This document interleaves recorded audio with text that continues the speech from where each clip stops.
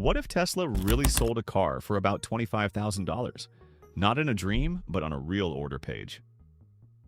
I'm Morgan Lane, your certified automotive safety specialist, and I bring a safety lens to every promise. You're watching Recall Roadmap with Morgan.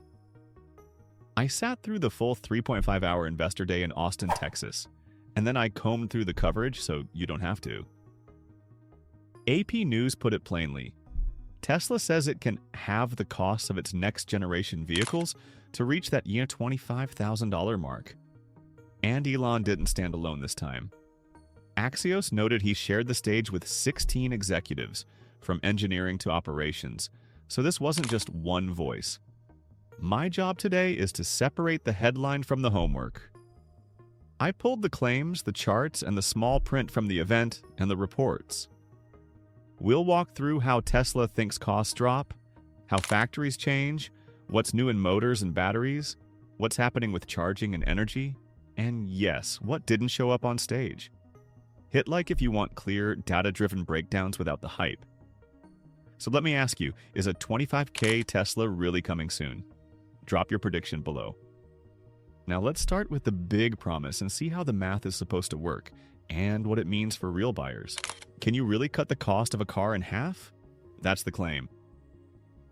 Tesla's next-gen plan, part of its longer master plan push, aims to make a simpler, cheaper car. AP News summarized it with this line. Tesla has announced its plans to halve the cost of its next-generation vehicles. The target price is around $25,000. That would pull a lot of drivers into the EV world. How do they say it happens? Build smaller, streamlined factories. Use simpler designs with fewer wires and fewer rare earth metals. Fewer parts means less time, less labor, and lower risk of things breaking. As a safety investigator, I like less complexity. Fewer failure points often means fewer headaches later. But is it real or hype? Here's what I looked for in the slides and press notes. Parts count, wiring length, and new platform layouts. The direction is right. The missing piece is timing. The team talked vision, but they didn't unveil a new car on that stage.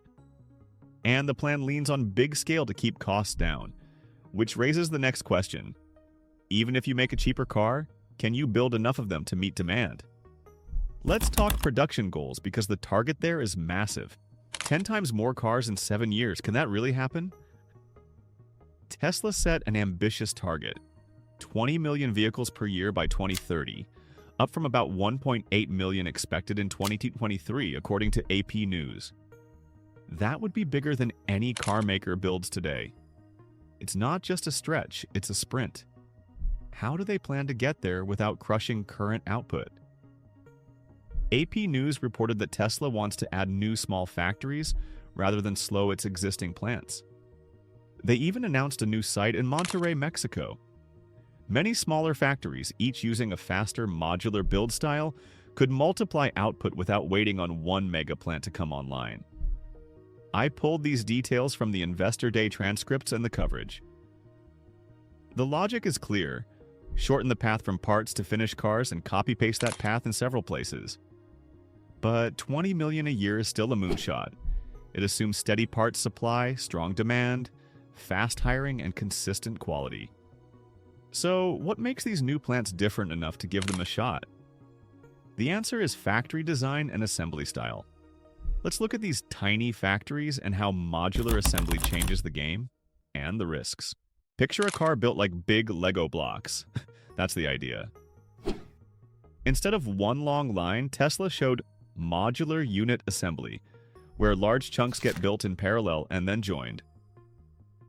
AP News described this shift away from huge linear lines to a quicker snap-together style. Smaller modular factories can fit this layout and scale up in steps. They also want fewer wires in each car and less use of rare earth metals. Less wire means less weight, less cost, and fewer points of failure. As a safety guy, I like simple harness routes. Fewer rare earths also helps with supply risk. One slide even pointed to efforts to develop an electric motor independent of rare earth minerals, as Axios noted. That fits the theme of cutting cost and complexity. There's another angle. Analysts later suggested Tesla may be stepping back from some earlier giga-casting ideas, those giant one-piece castings, toward more flexible methods.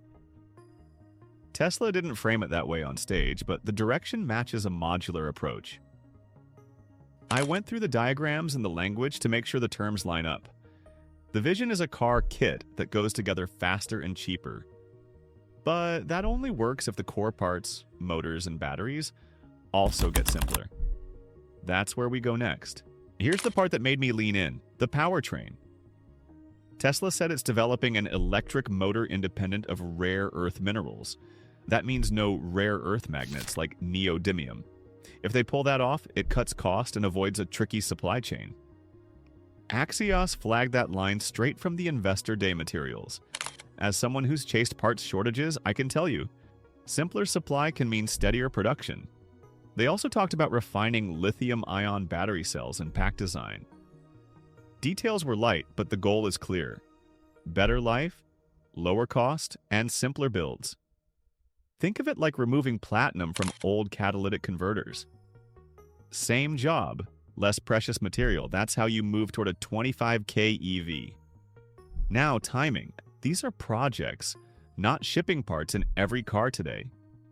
I checked filings and public tech notes, and the roadmap feels early. The direction is promising, but the calendar is fuzzy.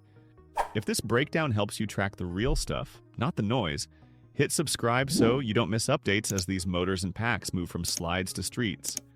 Next up, the daily driver side, charging and energy. Because lower cost only matters if you can charge easily and affordably.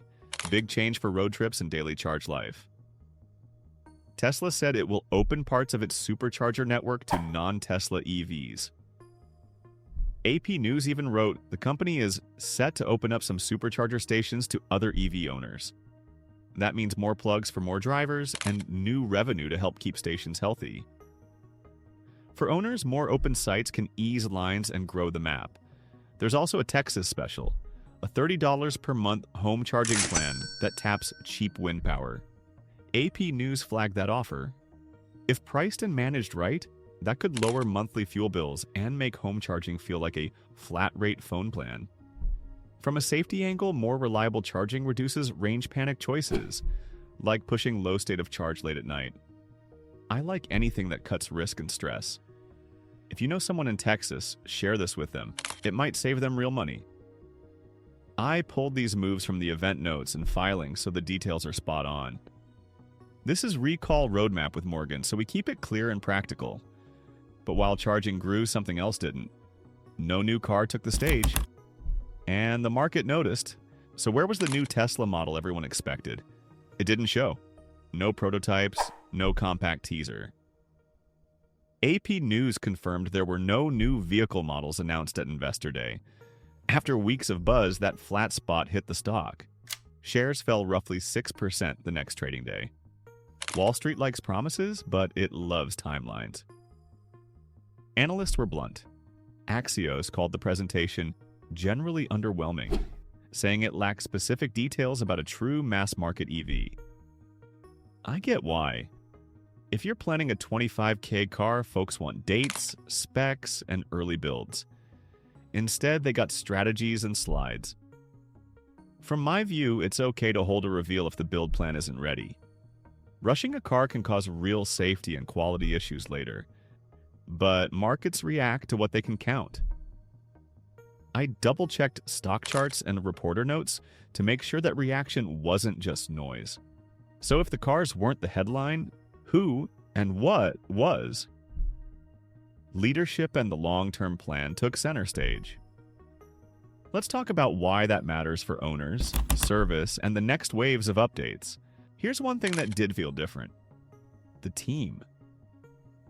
Elon shared the spotlight with a long bench of leaders. Engineering, manufacturing, supply, and more. The goal was clear. Show that Tesla is not a one-person show, but a system that can plan, build, and support millions of cars. That message matters for owners. Service, parts, and safety fixes don't come from a tweet. They come from teams with budgets and checklists. On stage, the focus was long-term strategy. Factories, platforms, energy, not flashy demos.